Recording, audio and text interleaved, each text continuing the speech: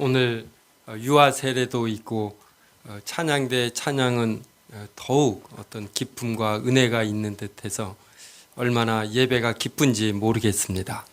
네. 2021년 5월 30일부터 2022년 8월 28일 지난 주일까지 총 63회에 걸쳐서 사도행전 누가복음 설교가 있었습니다. 그리고 그 이전에는 사도행전을 39회로 총 28장까지 살펴보았습니다. 이렇게 성경의 한 책을 끝내는 것, 또 이것이 얼마나 큰 하나님의 은혜인지 모르겠습니다. 오늘 설교 본문으로 2021년 5월 2일에 설교했습니다. 그러니까 사도행전을 39회 설교한 후 한 몇 주에 걸쳐서 성도들의 기본적 신앙 생활에 관하여 설교하였는데, 그때 안식일 주일 성수에 관하여 설교하였습니다. 지난주로 누가복음 63번의 설교가 끝나서 앞으로 몇 주간은 우리 성도들의 기본적 신앙 생활에 관하여 설교하려고 합니다.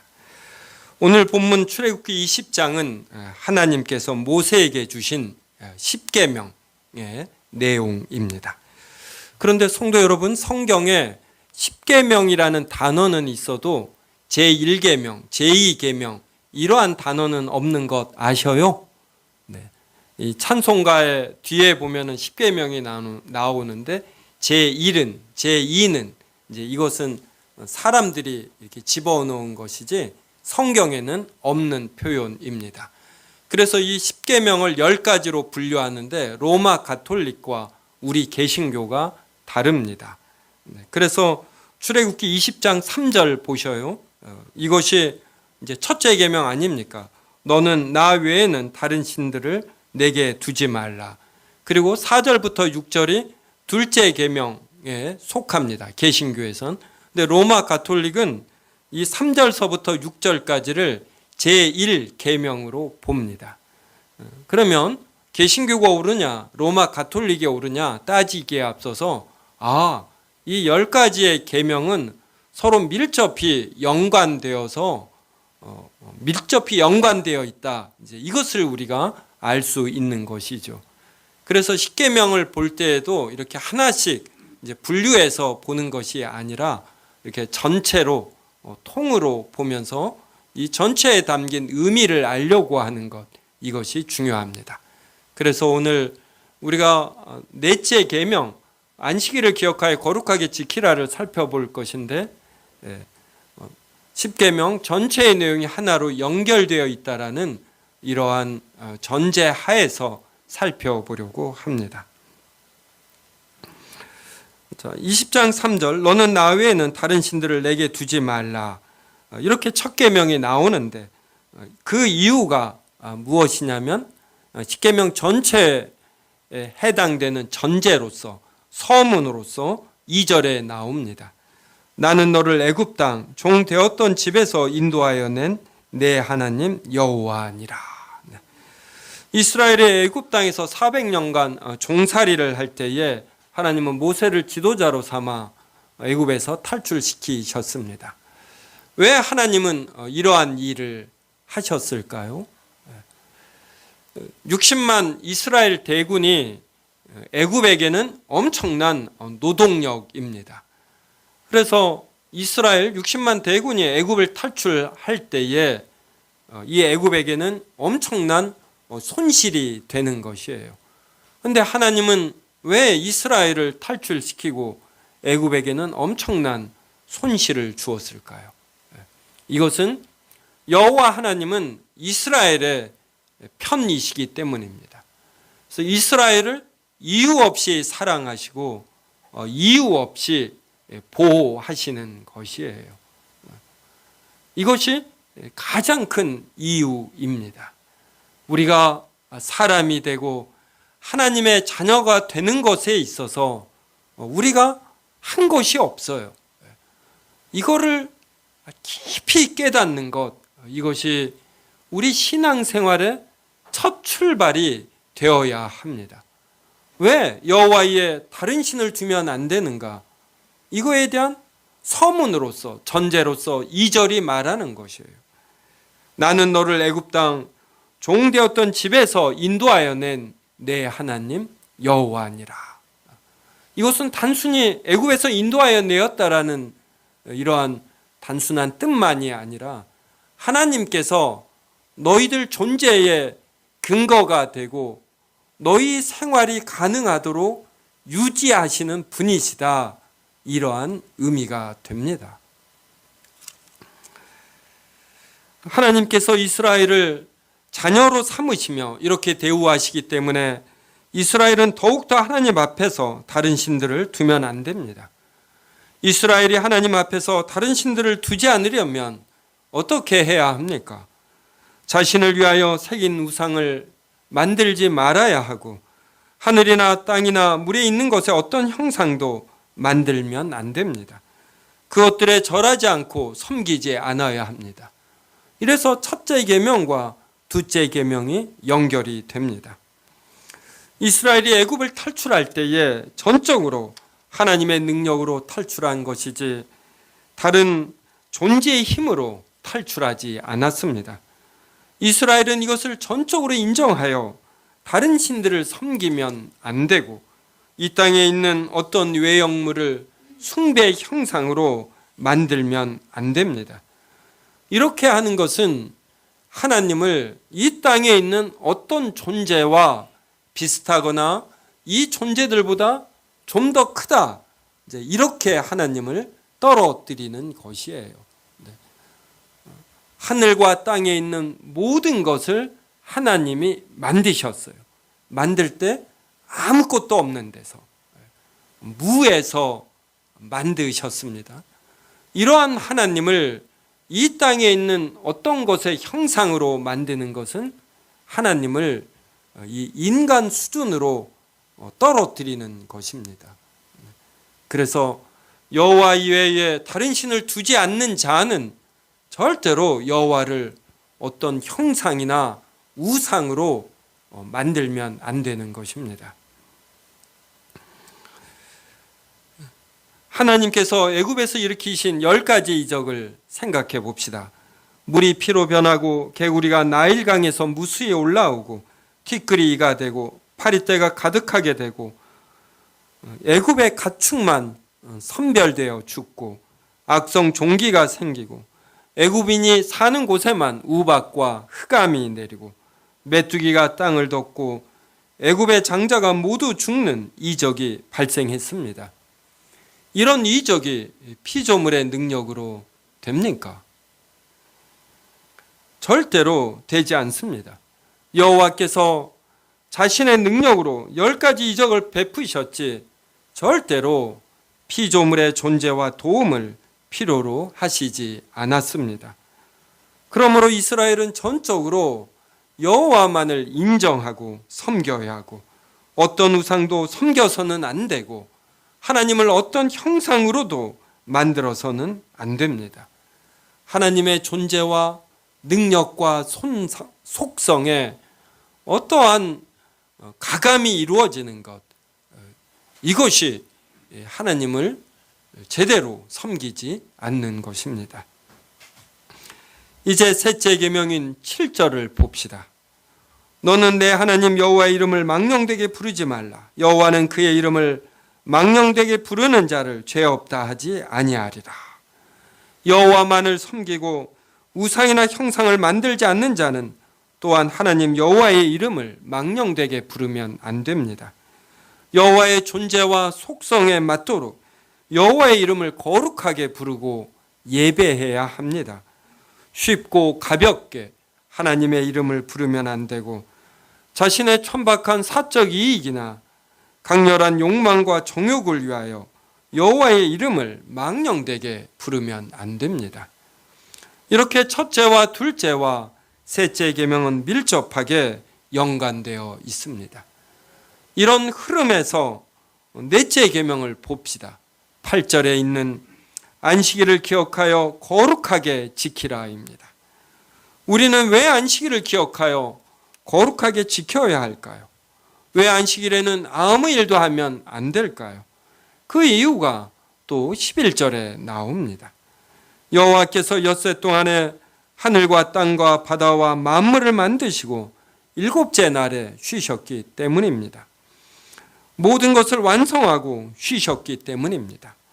그래서 11절에 있는 내용은 20장 2절에 있는 내용, 나는 너를 애굽 땅 종되었던 집에서 인도하여 낸 내 하나님 여호와니라와 같은 의미입니다.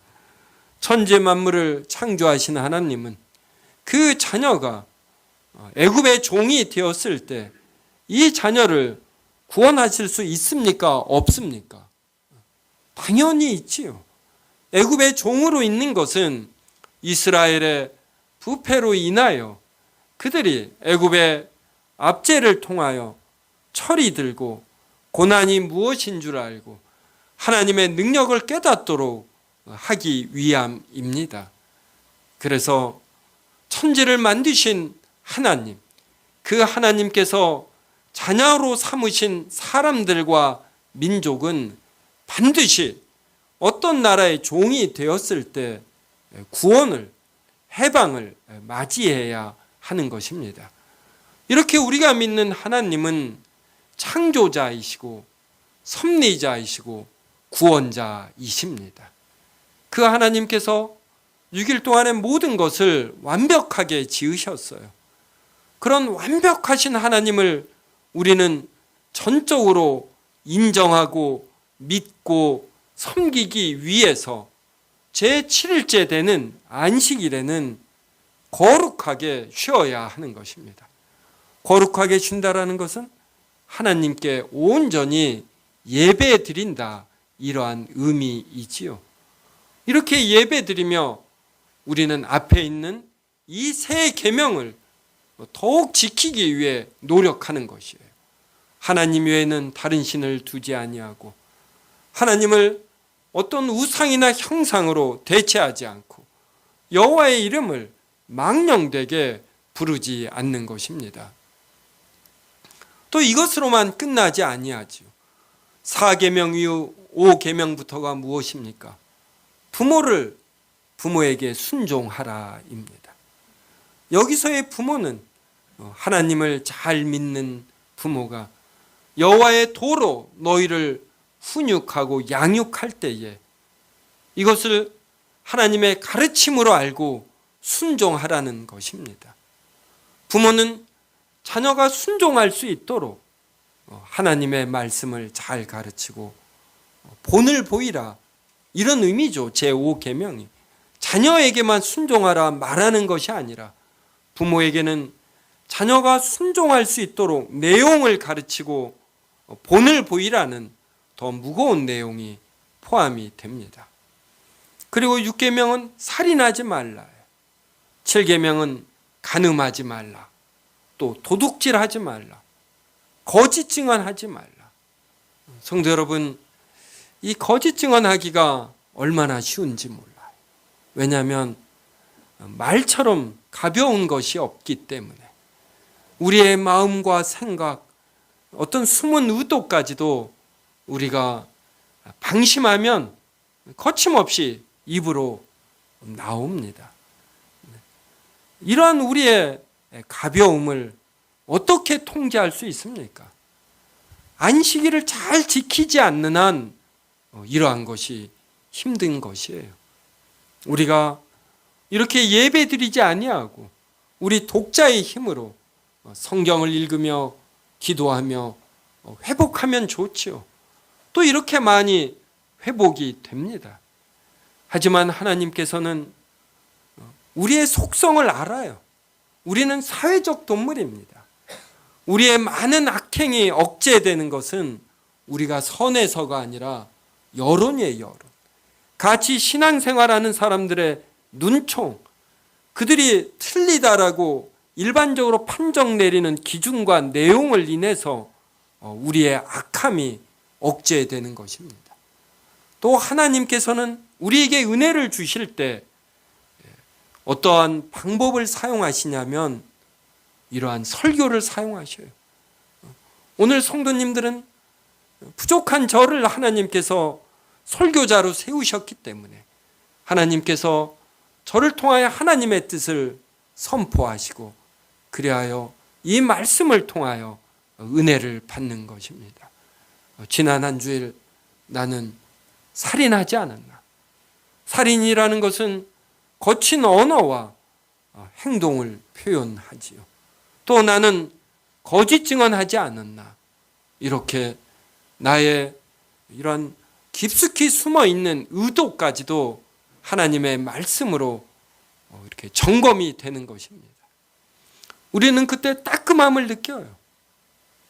우리가 더 진정으로 예배에 임한다라면 우리는 더욱더 하나님께, 하나님의 말씀 앞에 노출이 되면서 회개하게 되고 내가 이렇게 살면 안 되지 이러며 굳은 다짐을 하는 것입니다.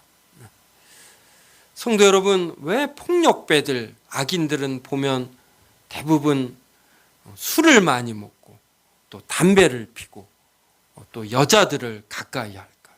또 마약들도 하고 여러 이유들이 있겠지만 악인들은 악한 일을 많이 했고 악한 생각들을 하기 때문에 잠잠한 시간이 되면 양심의 가책을 받는 것입니다. 자신이 잘못되었다라는 것을 고요한 시간이 되면은 깨닫게 되고 마음이 아픈 것이에요. 그래서 이런 시간 자체를 싫어합니다. 그래서 술을 먹으려 하고 술을 먹는 사람들에게 지지를 받으며 자신의 행위가 나름 논리가 있고 어떤 상황 속에서 이럴 수밖에 없었다라는 명분을 얻고자 하는 것이에요. 하지만 우리 신자들은 하나님 앞에 독대하면서 하나님의 어미로움과 하나님의 말씀 앞에서 우리를 점검하게 되는 것입니다. 이러한 일이 특별히 안식일 날 이루어지는 것이에요. 특별히 예배를 통해서 이루어지는 것입니다. 하나님께 찬양할 때 어때요? 성도 여러분, 찬양할 때 즐겁지 않습니까? 네. 다윗이 하나님 앞에서 뛰놀지 않았습니까? 이러한 즐거움이 우리에게 서서히 일어납니다. 성도 여러분은 잘 모르는데 저는 다 이 얼굴이 보이거든요. 예배 전에는 다소 강팍한 얼굴들이 있어요. 설교 들을 때도 내가 정효성 목사의 설교에 감동을 받나 보라 이렇게 굳게 다짐하는 표정이 보입니다. 그런데 하나님의 자녀들이기 때문에 벌써 찬송을 하고 찬양대가 찬양을 하고 오늘 전율의 이 해맑은 얼굴을 보니 느낌이 어떠셔요? 이런 어린아이가 하나님의 자녀가 된다는 공적인 선포가 되니 우리의 마음이 부드러워지는 것이에요. 하나님은 설교를 통해서 은혜를 주시고 이러한 하나님의 말씀이 눈에 보이는 형태가 이런 유아 세례예요. 성인 세례이고 성찬입니다. 그래서 우리는 아예 이렇게 노출해 나와요. 네, 이게 간단하면서도 하나님의 은혜가 전달되는 이러한 한 장면이 되는 것입니다. 그래서 우리도 모르는 가운데 이렇게 서서히 이런 긴장을 풀며 하나님의 은혜에 젖어가는 것입니다. 그러면서 지난 한 주간 내가 어떤 선행을 했고 어떤 부족함이 있었는지 살피며 더욱 하나님의 말씀대로 살겠다는 십계명의 내용대로 살겠다라는 이러한 다짐을 하게 되는 것입니다.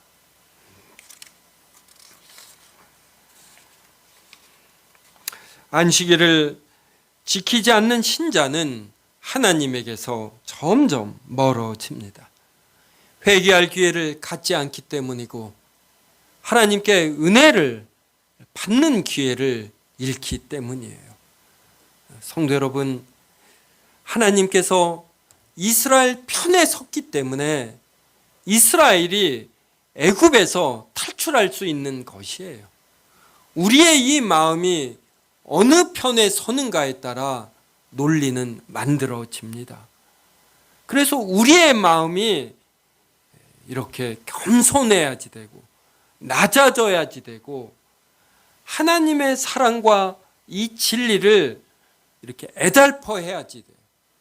그러면 내가 어떻게 생각해야지 되고 어떻게 행동해야 하는지 이게 나옵니다. 이 마음이 은혜를 받지 않으면 자신의 정교한 논리가 생겨요.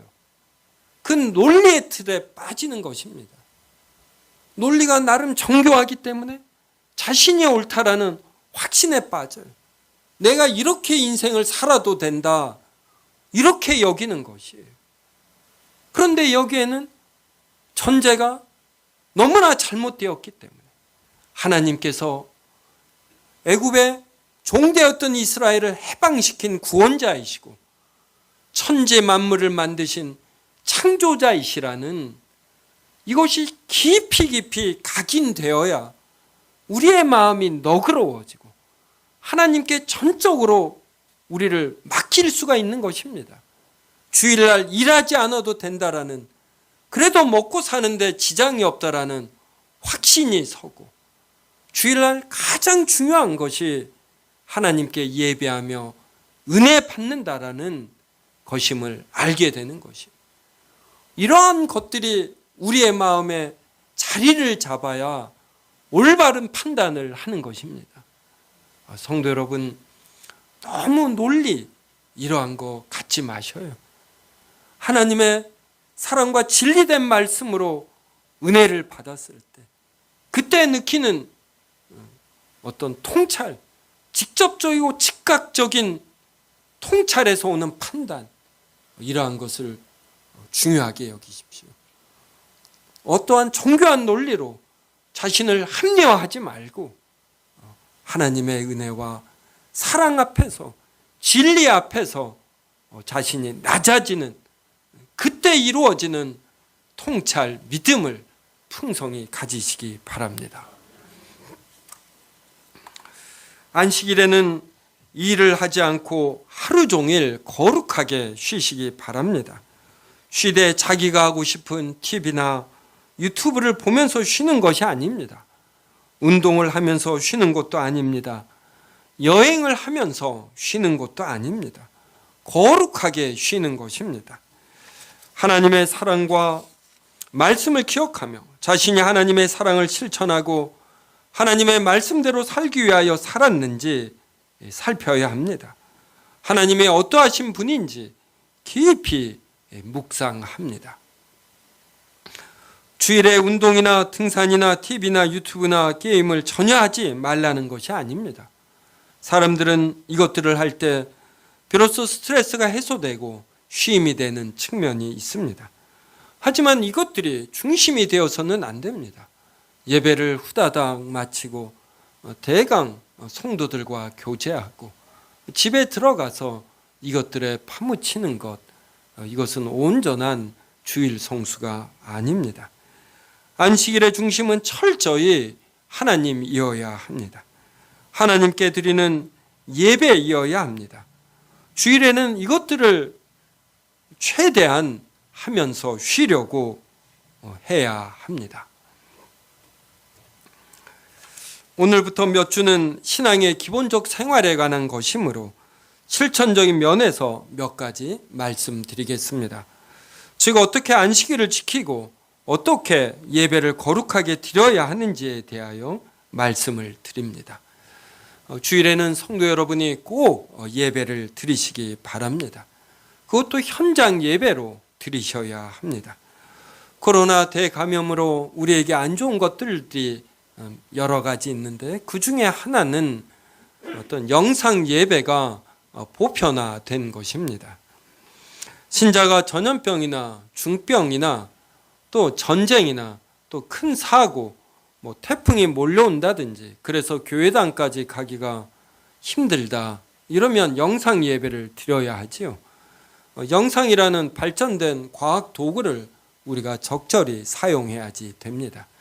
하지만 이것은 어떤 마지막 순환, 마지못해서 하는 수단이 되어야지 되지, 현장 예배와 어떤 같은 무게로 사용되어서는 안 됩니다. 하나님께서는 우리에게 오감을 주시지 않았습니까? 이 오감은 영상 예배를 통해서는 충분히 발휘되지 않습니다. 현장 예배에서 우리가 눈으로 보고 귀로 듣고 또 코로 냄새를 맡는 것이에요. 영상 예배는 이 한정된 화면만 일방적으로 강요받지 않습니까? 그리고 이곳에는 여론이 형성되지 않아요. 영상 예배는 나를 관찰해서 여론을 만들어줄 성도들이 없습니다. 그래서 우리가 아주 성숙하지 않는 한은 영상 예배에 집중하기 힘들고, 그리고 영상 예배가 끝남과 함께 모든 것이 끝나버려요. 성도들과 교제를 통해서 성숙해집니다. 철이 다른 철을 이렇게 날카롭게 한다고 하지 않습니까? 그래서 교제를 통해서 성도들은 상처를 받기도 하고 피곤하기도 하지만 그것은 그만큼 자신의 부족함과 영적 근력이 약하기 때문입니다. 그래서 교제를 통해서 자신의 됨되며 수준을 알며 내가 어떠한 면에서 보충해야지 되는가, 또 내가 견뎌내는 힘이 얼마인가 알고 더 잘 관계를 형성하는 이런 영적 근력을 향상시켜 나갑니다.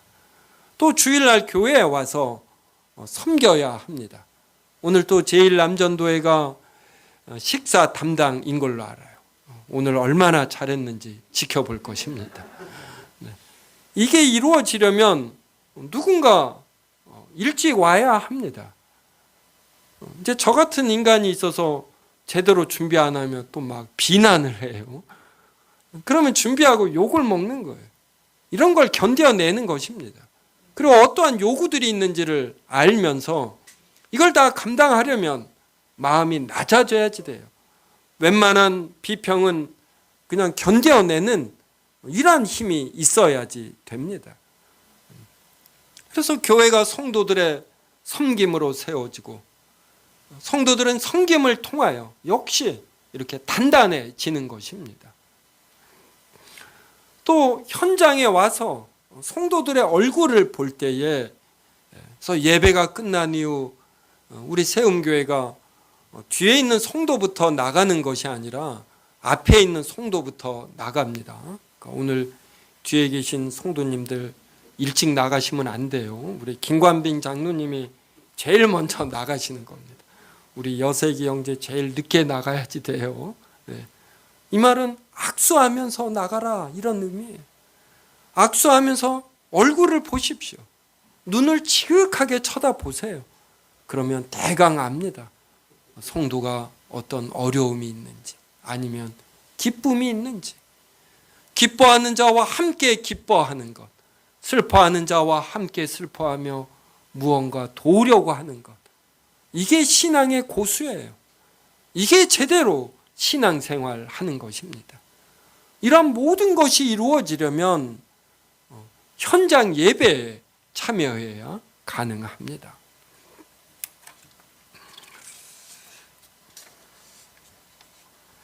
또한 예배는 오후 예배도 중요합니다. 성도 여러분, 제가 목회를 시작할 때에 우리 세움교회가 이제 23년이 되는데 23년 전 세움교회를 시작할 때 어떤 목표가 있었는 줄 아십니까? 별 큰 게 아니에요. 주일 11시 예배와 주일 오후 예배와 그리고 그때는 수요 저녁 예배였습니다. 예배에 참여하는 성도들이 엇비슷한 것이었어요. 이게 뭘 의미합니까? 성도님들이 예배를 중요하게 여긴다, 이러한 의미. 예배는 어떻게든 드리는 것으로 안다라는 것이고, 그리고 교회 중심으로 신앙생활한다, 이러한 의미입니다. 세움교회는 주일 오전 11시에 이렇게 사도행전 누가복음과 같이 39회 63회씩 이렇게 강해 설교를 합니다. 그리고 주일 오후에는 요사이는 웨스민스터 대요리 문답을 살펴봅니다. 교리를 살펴봐요.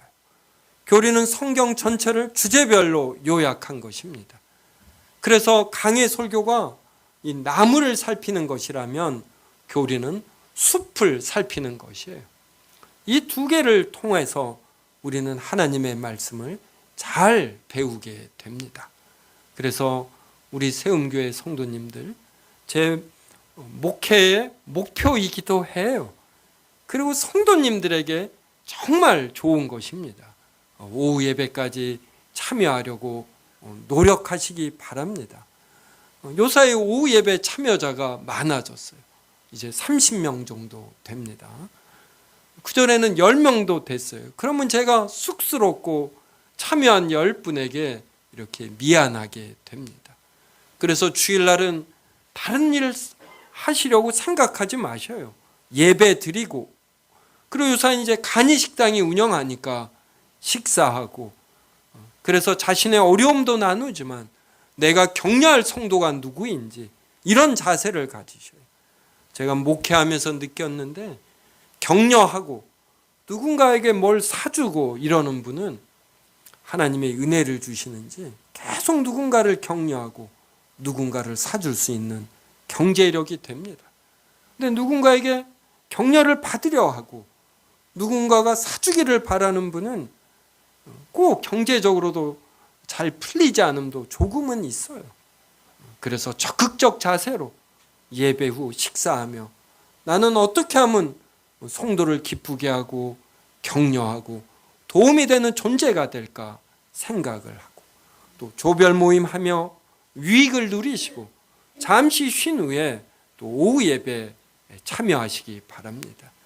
이렇게 될 때 우리의 생활이 이렇게 안정이 되고, 특별히 어려운 문제들이 있을 때에 어떻게 대처해야 할지 이러한 지혜를 갖게 되고 대처해 나가는 힘도 생기게 됩니다.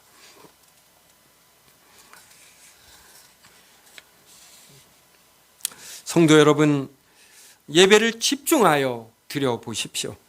마음과 정성과 힘을 다하여 드려보십시오.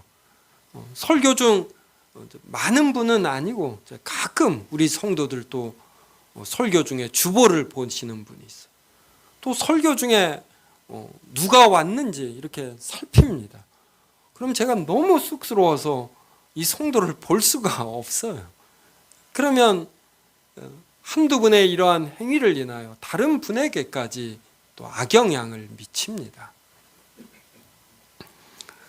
눈을 감고 다른 생각도 하지 마시고 마음과 정성과 힘을 다하여 예배를 드려 보십시오. 그러면 은혜가 큽니다. 얼마나 찬양이 잘 되고 얼마나 설교를 잘하는가, 얼마나 대표 기도를 잘하는가, 이것은 2차적인 문제입니다.